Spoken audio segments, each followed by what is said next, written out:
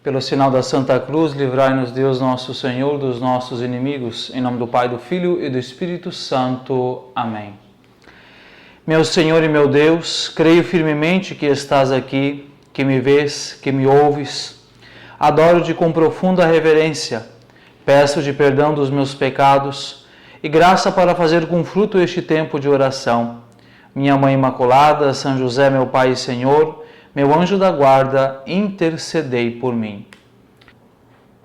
Queridos irmãos e irmãs, vivendo as alegrias pascais nesta oitava de Páscoa, viemos hoje propor na nossa formação, no nosso vídeo, falar sobre o mistério da ressurreição. Estamos aí vivendo ainda as alegrias da Páscoa, celebramos por estes dias o Tríduo Pascal, o mistério da paixão, morte e ressurreição de nosso Senhor Jesus Cristo. Mas eu creio que seja sempre importante aprofundarmos um pouco mais a nossa fé, pelo fato de que muitas vezes, embora celebremos, creiamos e falemos claramente que cremos na ressurreição, talvez muitas vezes nós não paramos para meditar e não compreendemos um pouco mais profundamente o que seja a ressurreição. Então nós vamos, a partir do que nos ensina o Catecismo da Igreja Católica, a partir do número 639, meditar sobre alguns pontos essenciais e fundamentais acerca do mistério da ressurreição. Logo no início, o Catecismo nos diz: o mistério da ressurreição de Cristo é um acontecimento real que teve manifestações historicamente constatadas, como atesta o Novo Testamento. Então, o primeiro ponto que precisa nos ficar claro é de que nós não estamos falando de uma história, algo que foi inventado por alguém. Por que é importante nós falarmos sobre isso?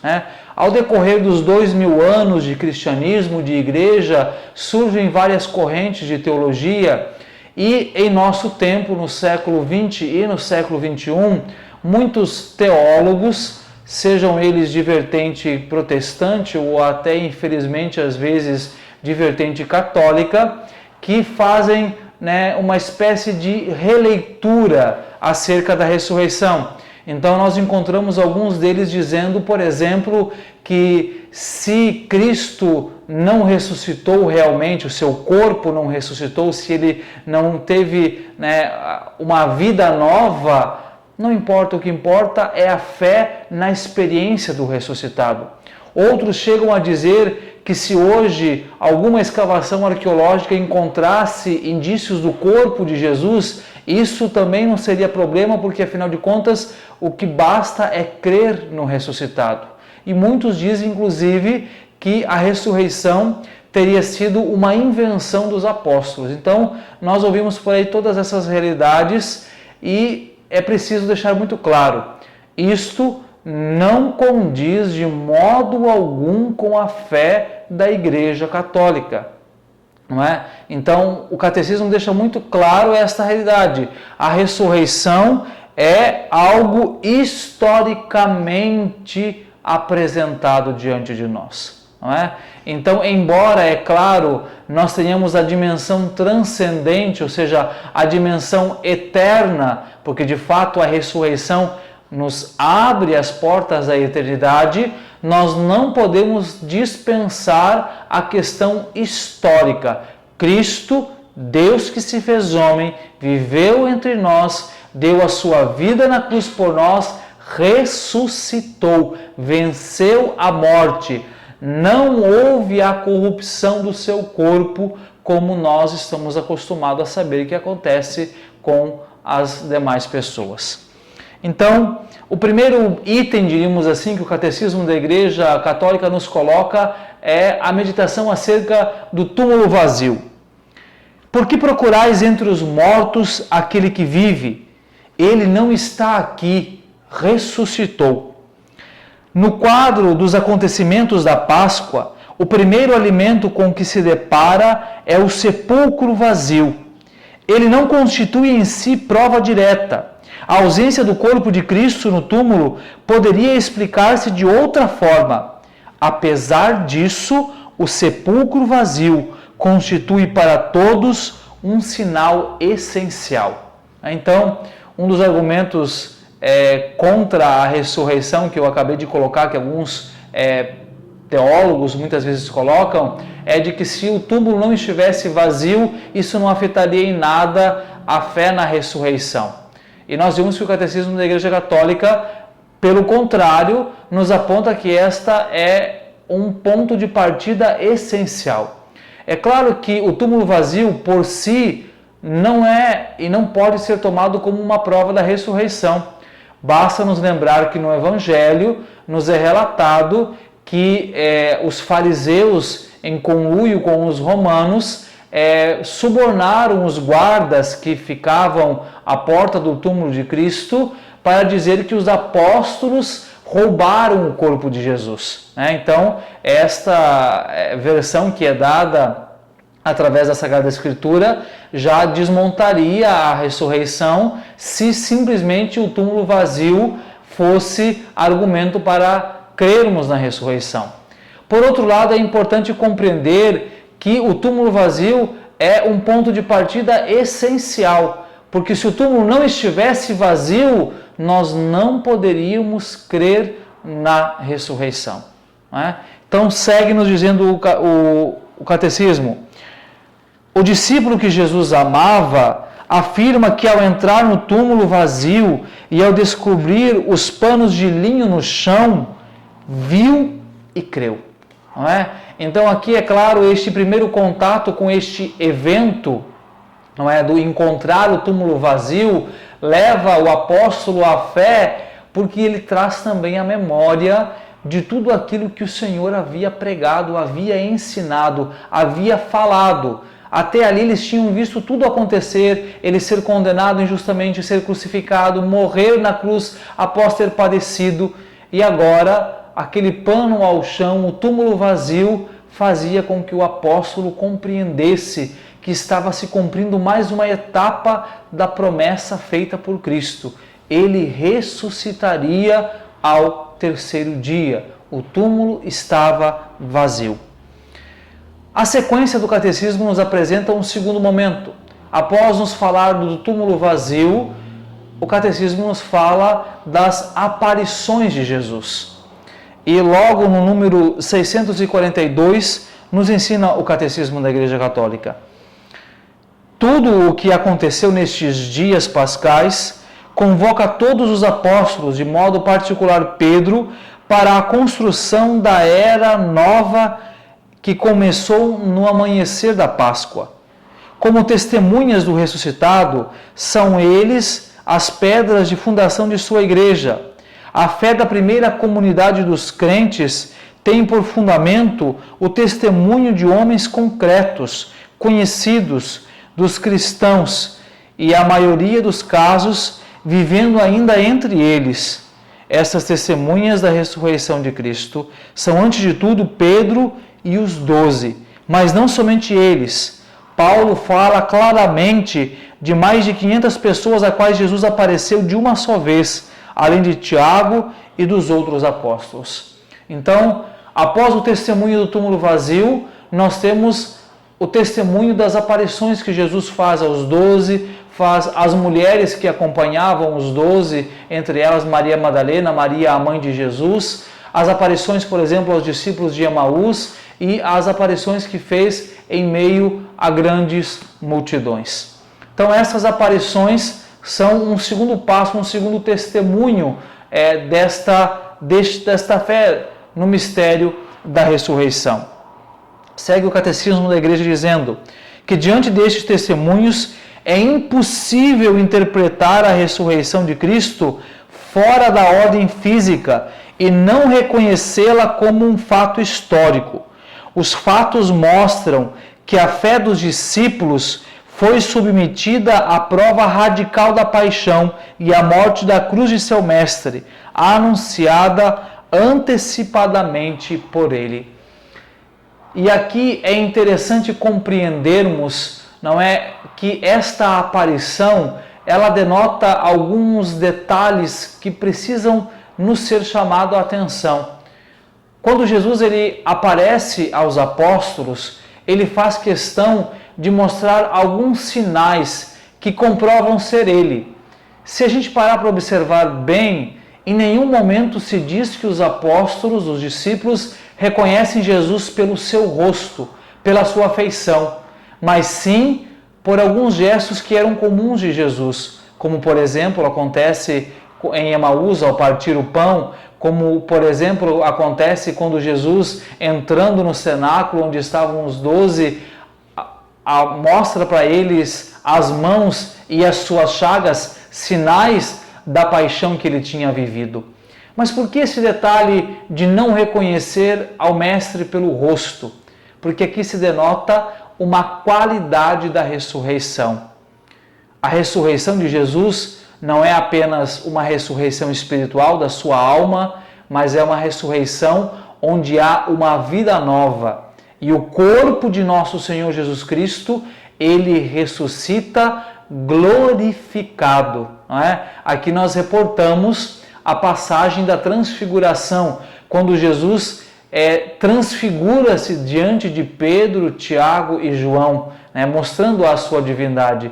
Quando Cristo ressuscita, ele ressuscita sobre uma qualidade de vida nova. É o seu corpo, mas é o seu corpo glorificado, não é? Então nós vemos aí, inclusive isso fica muito bem denotado a partir do momento que Jesus ressuscitado, ele atravessa a parede, ele entra no cenáculo que está com as portas fechadas. Então, embora seja um mistério, a ressurreição, que alcança o físico, né, porque o corpo de Cristo não foi encontrado no túmulo, porque eles podem encostar, né, tocar o corpo de Cristo, porque eles também conseguem e podem ver, né, o Senhor que se alimenta diante deles, ou seja, é palpável. Ao mesmo tempo este corpo ele é glorioso, ou seja, ele denota uma nova forma de vida, a vida gloriosa. E aqui entra já um aspecto, né, de como o mistério da ressurreição nos alcança, falando da ressurreição da carne, onde todos nós um dia gozaremos, né, alcançando a salvação, gozaremos desta nova forma de vida gloriosa, não é, que não está nem somente no aspecto espiritual, somente da alma, nem só no aspecto corporal, ou seja, o corpo, mas de uma vida glorificada, de uma vida totalmente nova e diversa desta que nós conhecemos. O catecismo, então, segue nos falando sobre o estado da humanidade ressuscitada de Cristo. Toca já um pouco disto que eu estava comentando. Jesus ressuscitado estabelece com os seus discípulos relações diretas em que estes o apalpam e com ele comem, convidando-o com isso a reconhecer que ele não é um espírito, mas sobretudo a constatar que o corpo ressuscitado com o qual ele se apresenta a eles é o mesmo que foi martirizado e crucificado, pois ainda traz as marcas da sua paixão. Então o catecismo aqui, né, eu só adiantei o comentário daquilo que já havia lido no catecismo, né, de que ele quer deixar bem claro que ainda é aquele mesmo corpo que foi martirizado, que foi crucificado, mas sobre um novo aspecto, sobre uma nova forma de vida. O catecismo mais à frente fala: a ressurreição como um acontecimento transcendente. Só tu, noite feliz, canta o exulte da Páscoa, soubeste a hora em que Cristo da morte ressurgia. Com efeito, ninguém foi testemunha ocular do próprio acontecimento da ressurreição, e nenhum evangelista o descreve. Ninguém foi capaz de dizer como ela se produziu fisicamente, muito menos sua essência mais íntima, sua passagem a outra vida, foi perceptível aos sentidos. Como evento histórico constatável pelo sinal do sepulcro vazio e pela realidade dos encontros dos apóstolos com Cristo ressuscitado, a ressurreição nem por isso deixa de estar no cerne do mistério da fé, no que a ele transcende e supera a história. Então, ninguém foi testemunha realmente ocular, a não ser aqueles que contemplaram, não é, o sepulcro vazio e aqueles que testemunharam o encontro com Cristo. Mas nem por isso este mistério perde valor, muito pelo contrário, ele transcende, ele vai além, ele nos leva além. O catecismo segue então por fim nos falando, nos relatando este mistério da ressurreição pelo outro aspecto agora, como uma obra da Santíssima Trindade. A ressurreição de Cristo é objeto de fé enquanto intervenção transcendente do próprio Deus na criação e na história. Nela, as três pessoas divinas agem ao mesmo tempo juntas e manifestam sua originalidade própria. Ela aconteceu pelo poder do Pai, que ressuscitou Cristo, seu Filho, e desta forma introduziu de modo perfeito sua humanidade com seu corpo na Trindade.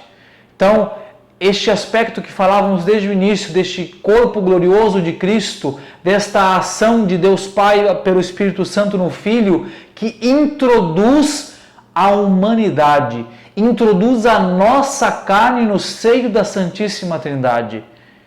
Aqui está o cerne do mistério da ressurreição. E aqui está a compreensão que devemos ter de qual é o alcance do mistério da ressurreição em nossas vidas. Nós também professamos, rezamos no credo, que nós queremos na ressurreição da carne, esta ressurreição que acontecerá no juízo final. Aqui é importante recordar, não é? Quando uma pessoa ela tem a sua morte biológica, quando essa pessoa morre, nós falamos do juízo particular. Então, este juízo, ele se dá sobre apenas a alma daquela pessoa. Mas quando Jesus voltar em glória, quando acontecer o juízo final, então todos serão julgados e então todos irão ressuscitar na carne, ou para a vida gloriosa, ou para a condenação eterna.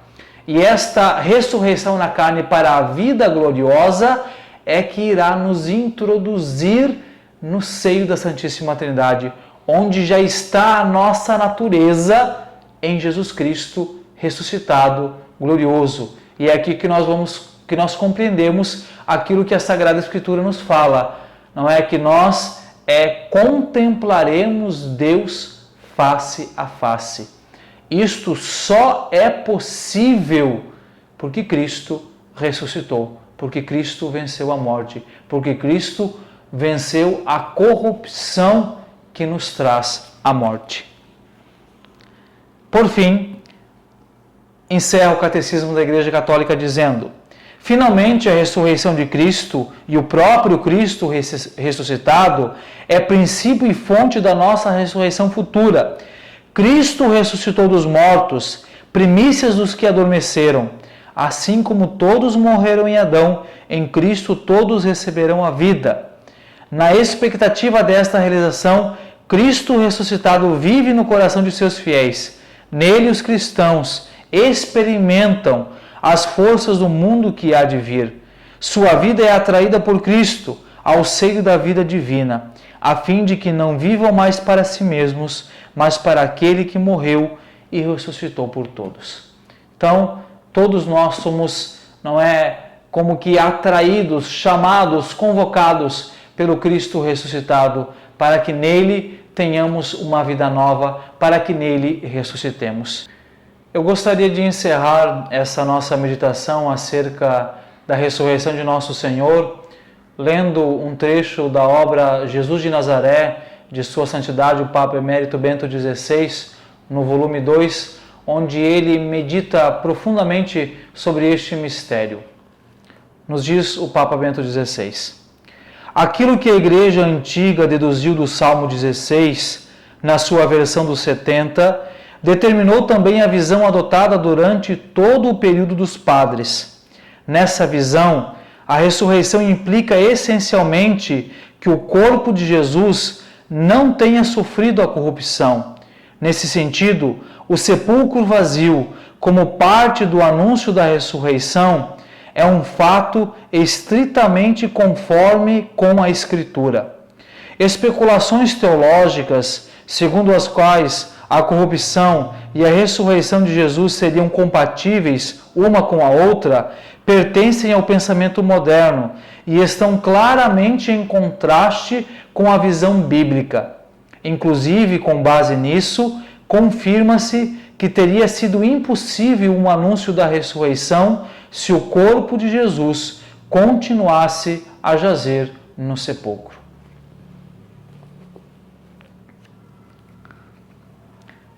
Dou-te graça, meu Deus, pelos bons propósitos, afetos e inspirações que me comunicastes nessa meditação. Peço-te ajuda para pôr em prática, minha Mãe Imaculada, São José, meu Pai e Senhor, meu anjo da guarda, intercedei por mim. O Senhor esteja convosco, Ele está no meio de nós. Abençoe-vos o Deus Todo-Poderoso, Pai, Filho e Espírito Santo. Amém. Ave Mater, qua natus est nobis paz.